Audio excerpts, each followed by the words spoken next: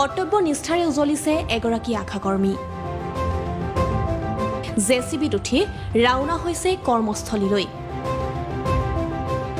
নাম অৰুণা গগৈ। এগৰাকী আশাকৰ্মীয়ে নিজৰ কৰ্তব্য নিষ্ঠাৰে পালন কৰি ভাইৰেল হৈ পৰিছে সামাজিক মাধ্যমত।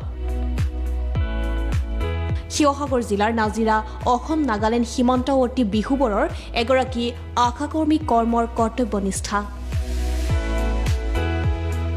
জেচিবিৰ বাৰ্কেটত উঠি ৰাওনা হ'ল নিজ কৰ্মথলীলৈ।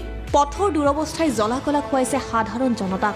শিমলুগুৰি বিহুবৰ সংযোগী ৰমণীয়ালী পথৰ দুৰৱস্থাৰ বাবে যাতায়াতৰ অসুবিধাৰ ফলত এগৰাকী আশাকৰ্মীয়ে বিহুবৰ ঔগুৰিজানৰ উপস্বাস্থ্য কেন্দ্ৰলৈ জেচিবি বাৰ্কেটত উঠি নিজৰ কৰ্মস্থলীলৈ গৈ দায়িত্ব পালন কৰিছে। আশাকৰ্মীগৰাকীৰ নাম অৰুণা গগৈ। অৰুণা গগৈয়ে 2006 চনৰ পৰা বিহুবৰ ঔগুৰিজান উপস্বাস্থ্য কেন্দ্ৰত আশাকৰ্মী হিচাপে কৰ্মৰত হৈ আছে। যাতায়াতৰ বাবে বিপদত পৰা এইগৰাকী আশাকৰ্মীয়ে জেচিবিৰ বাৰ্কেটত উঠি ৰাওনা হ'ল কৰ্মথলীলৈ। অসম নাগালেণ্ড সীমান্তৰ বিহুবৰৰ এইগৰাকী আশাকৰ্মীৰ এখন ফটো ভাইৰেল হৈ পৰিছে সামাজিক মাধ্যমত।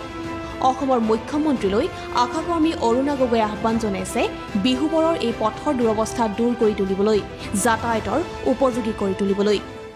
বিনম্ৰ অনুৰোধ জনাইছোঁ হিমন্ত বিশ্ব শৰ্মা ছাৰলৈ, এইবোৰ পলিটিক্সৰ কথা ৰাস্তালৈ আনিব নালাগে। কাৰণ কেলৈ ৰাইজৰ মানে ৰাজহুৱা বস্তুবোৰ ভালকৈ মানে বনাই দিলে ভাল হয়। ৰাস্তা এতিয়া যদি ভালকৈ বনাই দিয়ে আমাৰ প্ৰসূতি মহিলা হওক, গৰ্ভৱতী মহিলা হওক, নিবলৈ আনিবলৈও সুবিধা হয়। লাকুৱাৰ পৰা বিটু কোঁৱৰ সহযোগত digital desk report Prag news.